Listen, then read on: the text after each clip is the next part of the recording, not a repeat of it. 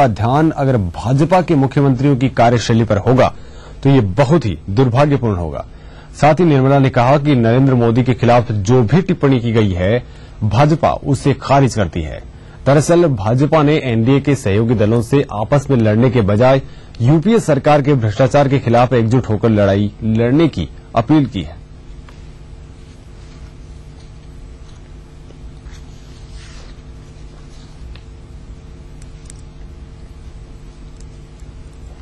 वहीं भाजपा के कड़े रुख के बाद जदयू नेता बैकफुट पर नजर आ रहे हैं। पार्टी नेता नरेंद्र मोदी का नाम लेने को भी तैयार नहीं दिख रहे।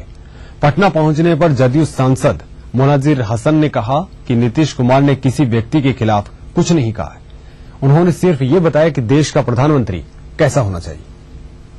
हम लोगों ने किसी के खिलाफ मुख्यमंत्री जी ने तो कहा नहीं है।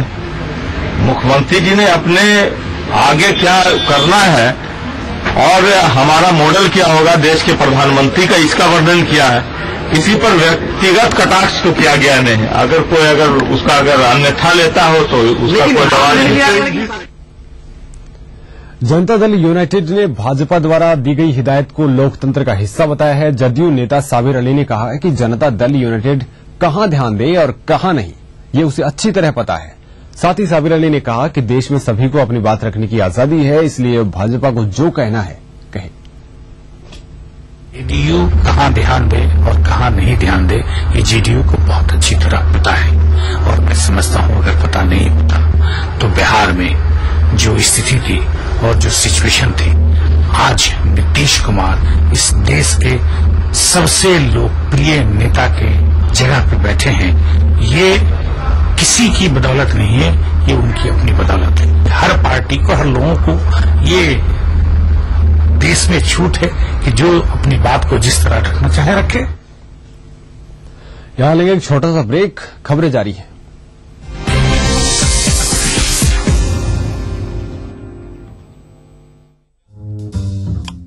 जो है मुंबई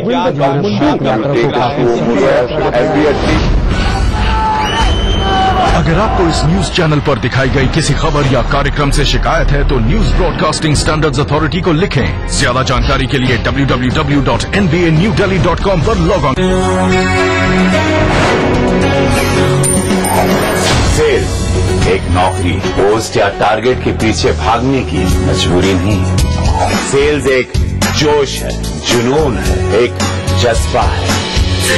अगर बेचना है आपकी आदत और जीतना है आपकी फितरत, तो आप बन सकते हैं सेल्स का बाजीगर। सुकैब प्रेजेंट्स ईटीवी सेल्स का बाजीगर in partnership with Dainik Jagran जल्द आ रहा है आपके शहर में। ज्यादा जानकारी के लिए लॉग इन करें। तो भैया वेरी सिंपल, हमें अपने सेल्स का हुनर दिखाइए। क्या पता ये मौका आपकी जिंदगी बदल दे। पहाड़ी संस्कृति की पहचान लेकर आज का उत्तराखंड बढ़ चला है नई दिशा में, नई आशाएं लेकर। उस राह पर घटती हर एक घटना करती है असर जनता पर, प्रदेश को देती है नया मोड़, तय करती है आगे का सफर। अपना उत्तराखंड इस समय पर। इस न्यूज के सह प्रायोजक हैं स्वामी मोबाइल, मोबाइल फॉर मी। आवारा हूँ या गर्दिश में हूँ, आसमान का तारा हूँ। लेके पहला पहला प्यार भर के आँखों में कुमार, जादू नगरी से आया है कोई जादूगर। ये रातें, ये मौसम, नदी का किनारा, ये चंचल हवा। कहा दो दिलों ने कि मिलकर कभी हम न होंगे जुदा। भूली बिसरी की देखना ना भूली।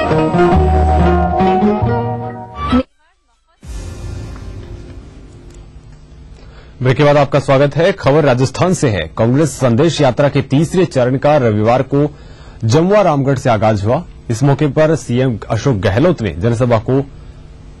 जनसभा के दौरान भाजपा की प्रदेश अध्यक्ष वसुंधरा राजे पर जमकर निशाना साधा। गहलोत ने कहा कि जो उस वक्त का लुटेरा था वो आज देश का भगोड़ा है। जिनका पासपोर्ट जब्त हो गया वो इनके परम मित्र हैं। वहीं पीसीसी चीफ डॉक्टर चंद्रभान और कांग्रेस के प्रदेश प्रभारी मुकुल वासनिक ने भी स्वराज संकल्प यात्रा को लेकर जमकर प्रहार की। लुटेरों की सरकार आ गई, जो छिपके नहीं किया, छीना तान के बेईमानी की, लूटा, करप्शन किया, ऐसी मिसाल हिंदुस्तान में कहीं नहीं मिलेगी। आप चौड़े धारे बड़े बड़े रामदास होटलों में बैठ करके, बंबई में अपने बंगलों में बैठ करके, बड़ी बड़ी पार्टियों को बुला करके सौदे होते थे, डिफेंस होते थे। अब इनकी पार्टी के लोग ही कहने लग गए हैं, वो लुटेरे वापस आ रहे हैं। पहले सौदे होते थे बंबई में बैठ करके, वो लुटेरा देश का भगोड़ा है, देश का अपराधी है। वो बैठा हुआ लंदन के अंदर, जहां इनके तार जुड़े हुए हैं, लंदन रोज जाना आना इसीलिए हो रहा है। वो लुटेरा वहां बैठे सौदे करना जाएगा। आजकल तो कंप्यूटर में सौदे होते हैं राजस्थान में, देश में। जो इनके प्रिय मित्र हैं वो, आप बताइए वो सौदे कैसे होने देंगे हम लोग, और किसी कीमत में नहीं होने देंगे। ये हम सबका संकल्प होना चाहिए। राष्ट्रवासियों की मैं कहना चाहूंगा, पूरे संदेश यात्रा लेकर आने के पीछे मकसद यही है कि केंद्र सरकार ने और राज्य सरकार ने पिछले सालों में किस तरह से तरक्की करने का काम किया, उसका एक ब्यौरा हम सारे लोगों के सामने रखे। निःशुल्क इलाज और निःशुल्क जांच अगर सुराज नहीं है तो और क्या हो सकता है।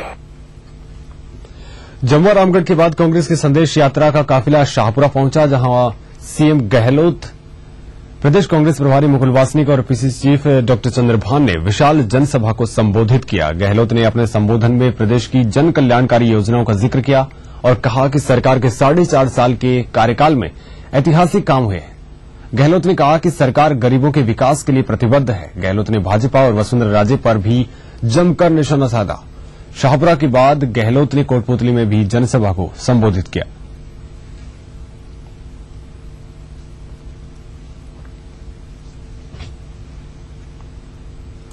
मुख्यमंत्री गहलोत ने कांग्रेस संदेश यात्रा के तीसरे चरण से पहले एक बार फिर बीजेपी प्रदेशाध्यक्ष वसुंधरा राजे पर जमकर निशाना साधा है। संदेश यात्रा के लिए रवाना होने से पहले पत्रकारों से बातचीत में गहलोत ने कहा कि भले ही कोई कुछ भी कहे, लेकिन वसुंधरा राजे पर लगे आरोपों के मामले में उन्हें अभी क्लीन चिट नहीं मिली है। गहलोत ने कहा कि सुप्रीम कोर्ट और हाईकोर्ट ने आरोपों को गलत नहीं बताया है, बल्कि इनकी जांच लोकायुक्त से कराने के निर्देश दिए हैं। सीएम ने कहा कि लोकायुक्त के दफ्तर में सभी मामले हैं और लोकायुक्त इनकी जांच कर रहे हैं।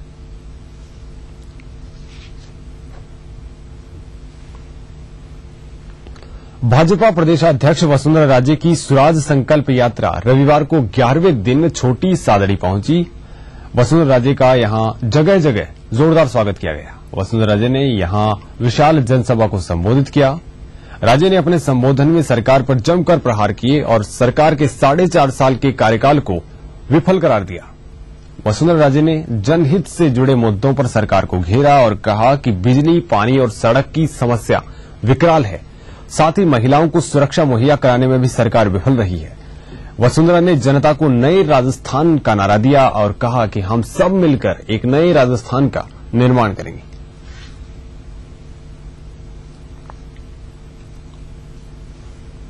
छोटी सादड़ी के बाद वसुंधरा राजे की स्वराज संकल्प यात्रा बड़ी सादड़ी पहुंची। इस दौरान जनसभा में महंगाई को लेकर वसुंधरा राजे ने सरकार पर जमकर निशाना साधा। वसुंधरा राजे ने कहा कि सूबे में बिजली और पानी का संकट है, जिससे लोगों को भारी परेशानियां उठानी पड़ रही हैं। वसुंधरा राजे ने कहा कि सरकार ने बेरोजगारों के साथ धोखा किया है। 4.5 साल में केवल 50,000 युवाओं को रोजगार दिया गया है, जो ऊंट के मुंह में जीरे की तरह है। वसुंधरा राजे ने सरकार की योजनाओं पर भी निशाना साधा।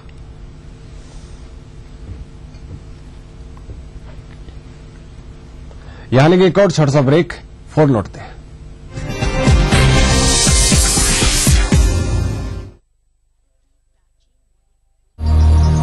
बढ़ रही है जनसंख्या, घट रही है जोत, ऊपर से महंगाई का बोझ। विश्व बाजारों में जारी है प्रतिस्पर्धाओं का दौर।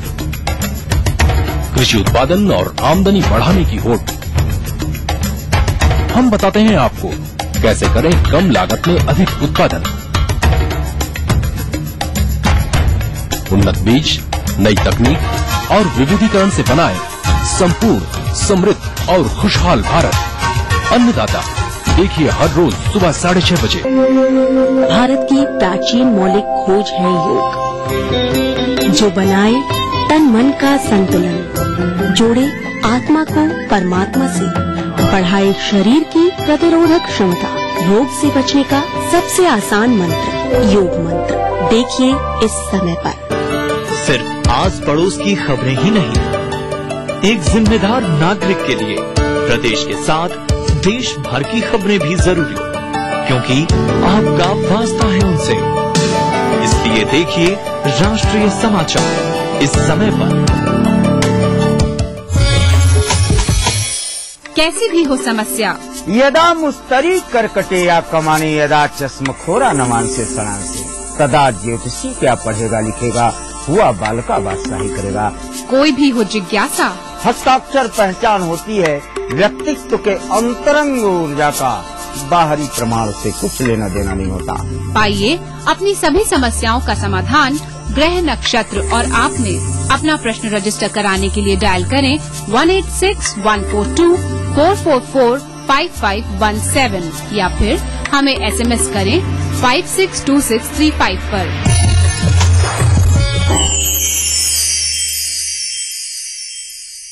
कार्यक्रम के सह प्रायोजक हैं टाइम जी डिटर्जेंट पाउडर और केक, यानी एक्स्ट्रा।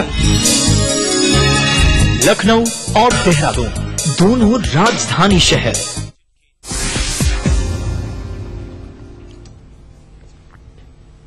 ब्रेक के बाद आपका स्वागत है। जैसलमेर की सीमावर्ती बबलियान वाला चौकी पर सीमा सुरक्षा बल के जवानों को रविवार को मरा हुआ बाज मिला। बाज के शरीर पर एंटीना और ट्रांसमीटर लगा हुआ था। जवानों ने इसकी सूचना सीमा सुरक्षा बल के उच्चाधिकारियों को दी, जिस पर उच्चाधिकारियों ने मौके पर पहुंचकर जांच की। सूत्रों के मुताबिक पाकिस्तान क्षेत्र में शिकारियों द्वारा बाज के जरिए शिकार के लिए इस तरह की तकनीक काम में ली जाती है और किसी परिस्थितिवश बाज की मौत हो गई और वो यहां आकर गिर गया।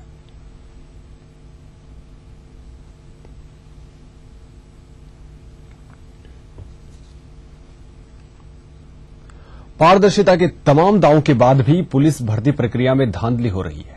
ऐसा ही एक मामला सामने आया है बीकानेर की पुलिस लाइन में, जहां नए रंगरूटों को अदब और अनुशासन का पाठ पढ़ाने वाले हवलदार मेजर और हेड कांस्टेबल राजाराम बिश्नोई ने अपने भतीजे को सिपाही बनाने के लिए सभी नियमों को दरकिनार कर कांस्टेबल सुखदेव को मुन्ना भाई बनाकर दौड़ा दिया। हालांकि बाद में अभ्यर्थी की जगह दौड़ रहे constable Sukhdev, head constable Rajaram समेत 3 को गिरफ्तार कर लिया गया है।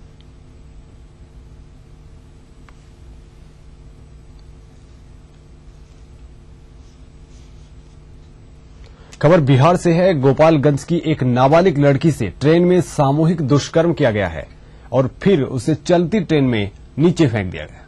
गंभीर हालत में लड़की समस्तीपुर के दल सिंह सराय में जीआरपी को मिली, जिसके बाद उसके इलाज के लिए पीएमसीएच लाया गया।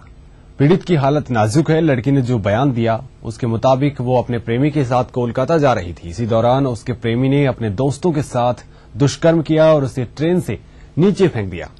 डॉक्टर्स के मुताबिक उसके सिर में गंभीर चोट लगी है, साथ ही कई जगहों पर हड्डियां भी टूट गई हैं।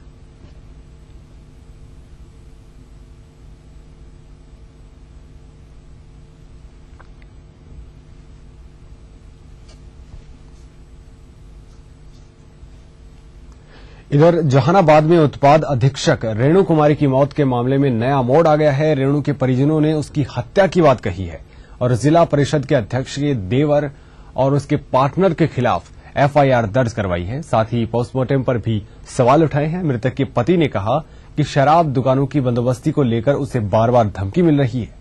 गौरतलब है कि 12 अप्रैल को रेणु कुमारी का शव उनके आवास में लटका हुआ, पंखे से लटका हुआ मिला था। बुलेटिन में फिलहाल के लिए बस इतना ही। चलते चलते तिरछी नजर। नमस्कार।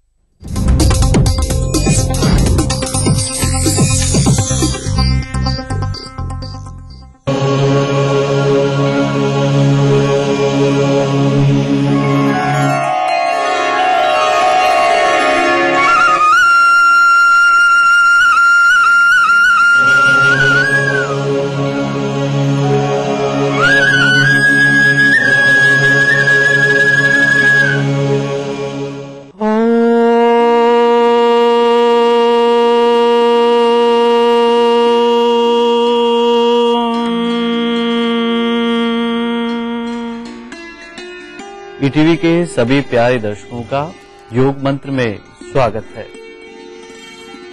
मैं योग गुरु डॉक्टर महेंद्र सिंह और मेरे साथ में है मेरी सहयोगी डॉक्टर नेहा।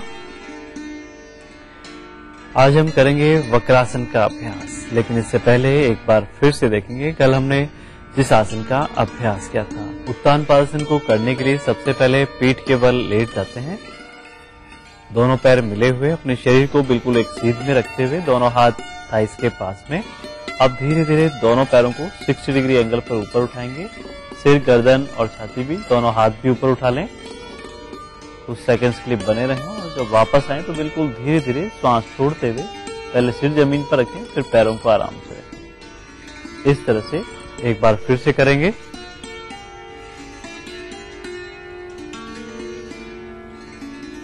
दोनों हाथों से पैर के अंगूठे पकड़ने की कोशिश करें। इस बार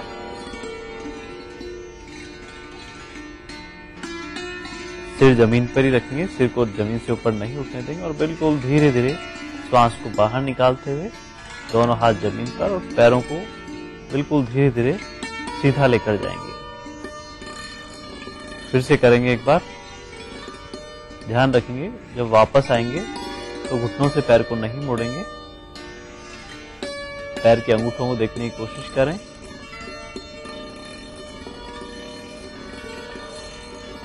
वक्रासन को करने के लिए दोनों पैर सामने से खोल लें। पहले दोनों पैर मिलाकर रखें, दोनों हाथ थाइस के पास में रखें, रीढ़ की हड्डी को भी बिल्कुल सीधा रखें, दृष्टि सामने रखते हुए अब धीरे से अपने बाएं पैर को, लेफ्ट लेग को घुटने से मोड़ते हुए दाहिने पैर के नीचे की तरफ ले जाएंगे और दूसरे पैर को बिल्कुल सीधा रखेंगे। अब जो पैर ऊपर की तरफ मोड़ रखा है उसका विपरीत हाथ कोहनी से मोड़ते हुए थाइस का अधिकतम प्रेशर पेट की तरफ बनाएंगे और दूसरा हाथ कमर के पीछे लपेट लेंगे। श्वास को पूरा बाहर निकालते हुए अधिकतम पीछे की तरफ देखेंगे, अर्थात दोनों कंधों को एक सीध में करने की कोशिश करेंगे।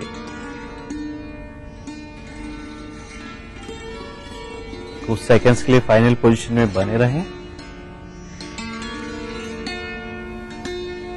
रिलैक्स करें। इस तरह से बदल बदल के करेंगे। अपना दाहिना पैर ऊपर की ओर उठाएं, बायां पैर नीचे की तरफ और जो पैर ऊपर की तरफ उठा हुआ है उसका विपरीत हाथ कोहनी से मोड़ते हुए थाइस का अधिकतम प्रेशर पेट की तरफ बनाएंगे। बदल बदल के करते रहें इस तरह से।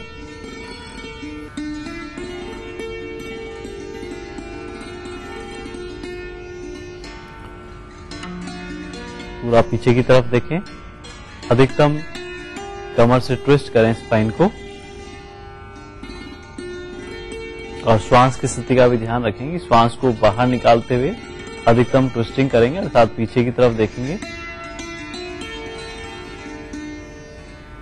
दूसरी तरफ से करेंगे, रिलैक्स करेंगे, सामान्य कर लेंगे श्वास को। बेहद उपयोगी है ये वक्रासन का अभ्यास। जो लोग अर्ध मत्स्येंद्र आसन का अभ्यास नहीं कर पाते वे इस तरह से वक्रासन का अभ्यास करके इस आसन का लाभ ले सकते हैं। अर्थात जिनको डायबिटीज रहती है, पेट संबंधी तकलीफ जिनको रहता है, मोटापा है, कब्ज की शिकायत जिनको रहती है या फिर अपच की शिकायत जिनको रहती है, लोअर एब्डोमेन पे जिनके एक्स्ट्रा फैट रहती है, उनके लिए बेहद उपयोगी है ये वक्रासन का अभ्यास। घुटनों में तेज दर्द हो तो जबरदस्ती पैरों को पूरा मोड़कर इस आसन का अभ्यास नहीं करेंगे।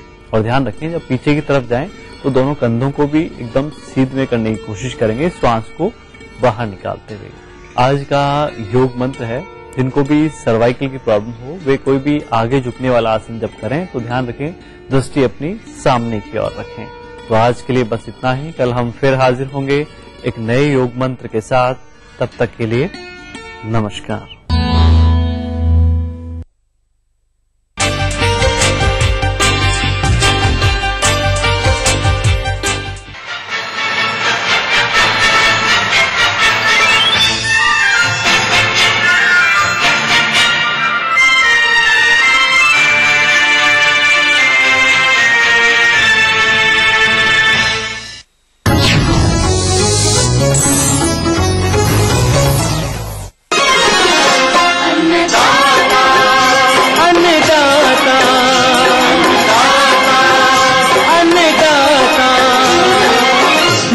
तुम्हारा अन्नदाता पग पग पर है संग तुम्हारे अन्नदाता। लहू किसानों का बन के पसीना सींचता है धरती का सीना। मेहनत का तेरी हक दिलवाने, नई तकनीक नई खोज बताने। पशुधन को गुणवान बनाना, पौध सुरक्षा को सिखलाना, खेती के सब गुर समझाने, भारत का सरताज बनाने। आठों पहर है संग तुम्हारे अन्नदाता अन्नदाता।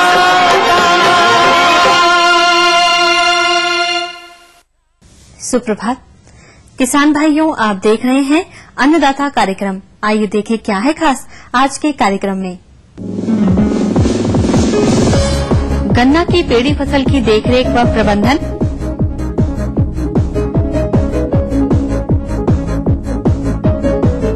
नवजात बछड़े बछड़ियों की देखरेख एवं प्रबंधन पर जानकारी।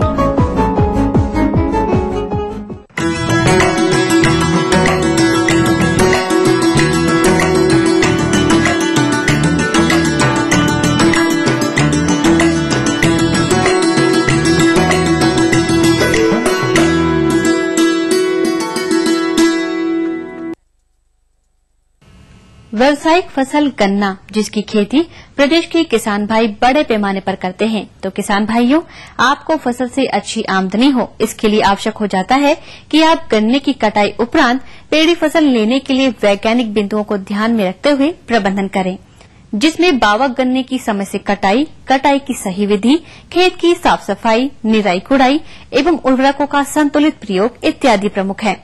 अब बात आती है कि क्या हमारे किसान भाई इन प्रबंधनों को सही समय व सही विधि से करते हैं। अधिक किसान भाइयों द्वारा इन क्रियाओं को किया तो जाता है, परंतु उचित समय पर नहीं किया जाता है, जिसका परिणाम यह होता है कि पेड़ी फसल का विकास मंद गति से होता है, कल्लों की संख्या कम हो जाती है एवं रोग कीट भी फसल पर अपना प्रभाव जमा लेते हैं। अंततः आशा के अनुरूप उत्पादन की प्राप्ति नहीं होती है। अतः किसान भाइयों, आप किस प्रकार करें गन्ने का पेड़ी प्रबंधन, जिससे कि पेड़ी गन्ने से प्रति एकड़ अधिक उत्पादन मिले।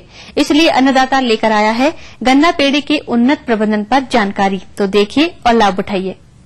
यदि पेड़ी गन्ने की उचित देखभाल की जाए तो वैज्ञानिक विधियों को अपनाया जाए तो पेड़ी गन्ने की उत्पादकता में अच्छी वृद्धि की जा सकती है।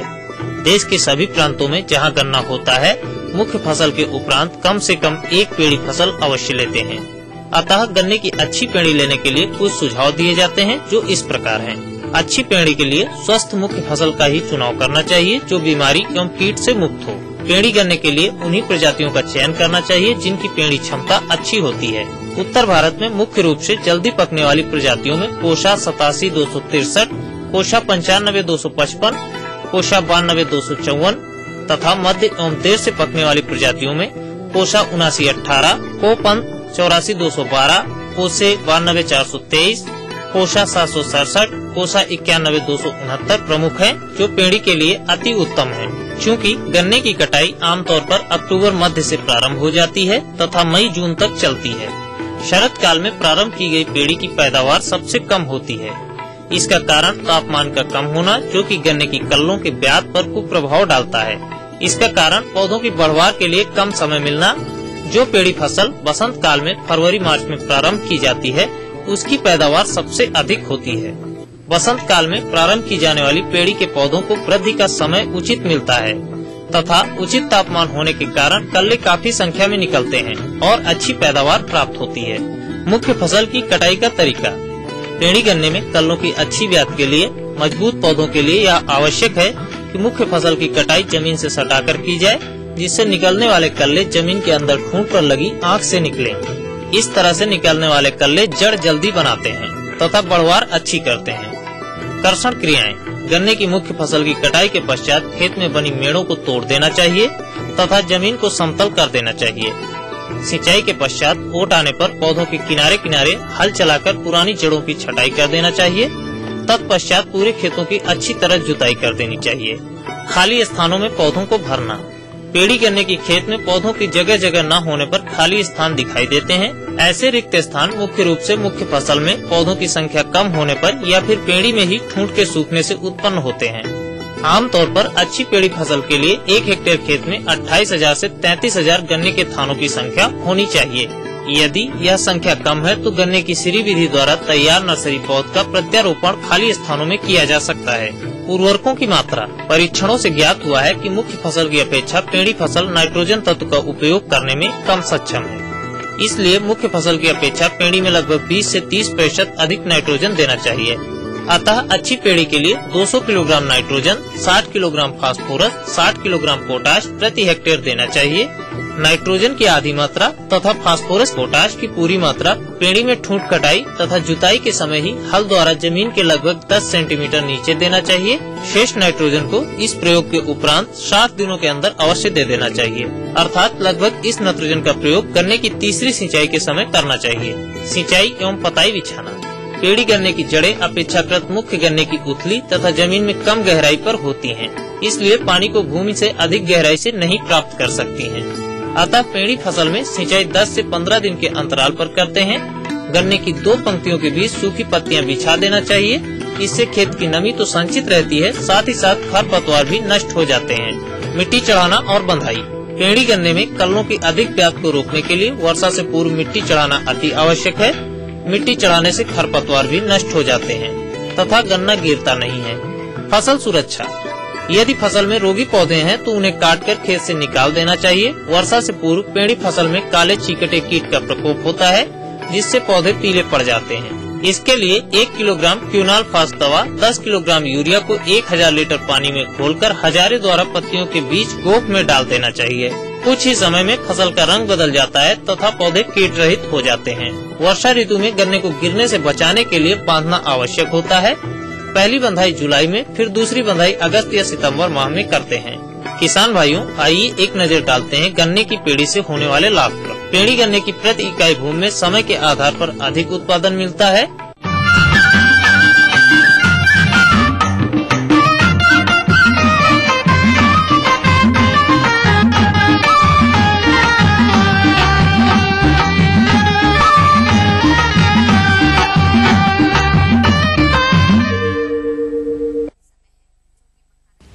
ग्रीष्मकाल में ली जाने वाली तिलहनी फसलों के अंतर्गत मूंगफली की खेती हमारे राज्य में बरेली, रामपुर, मैनपुरी सहित प्रदेश के कुछ क्षेत्रों में की जाती है और हमारे जिन किसान भाइयों ने सिंचाई की उपलब्धता होने पर मूंगफली की बुआई की होगी वह बढ़वार की प्रारंभिक अवस्था पर होगी और इस फसल से अच्छी उपज लेने के लिए कुछ सस्ती क्रियाओं जैसे कि सिंचाई, खरपतवार प्रबंधन, उर्वरक एवं पौध संरक्षण आदि को अमल में लाना आवश्यक होता है। लेकिन प्राय देखने में आता है कि हमारे किसान भाई इन कार्यों को सही समय व सही तरीके से नहीं करते हैं। फलस्वरूप खेत में खरपतवारों की अधिकता, कीट एवं रोग व्याधियों का प्रकोप देखा जाता है, जो कि आगे चलकर कम एवं निम्न गुणवत्ता युक्त उपज का कारण बनते हैं। अतः किसान भाइयों, मूंगफली की फसल में बढ़वार की प्रारंभिक अवस्था पर और कौन कौन सी सस्ती क्रियाओं को अमल में लाया जाए, आइए जानते हैं। गर्मी की जो मूंगफली की फसल है कैसे अच्छी पैदावार इसमें ले, ये मैं बताना चाहूंगा। इसमें सबसे पहले इसमें स्प्रिंकलर जैसे हल्का हल्का पानी देते और फिर उसमें कम से कम 25 दिन बाद इसमें गुड़ाई वगैरह करते हैं। अब आइए बात करते हैं उर्वरक प्रबंधन पर। प्रदेश के किसान भाई मूंगफली की खड़ी फसल में नाइट्रोजन का प्रयोग करते हैं, जो कि सर्वथा गलत है, क्योंकि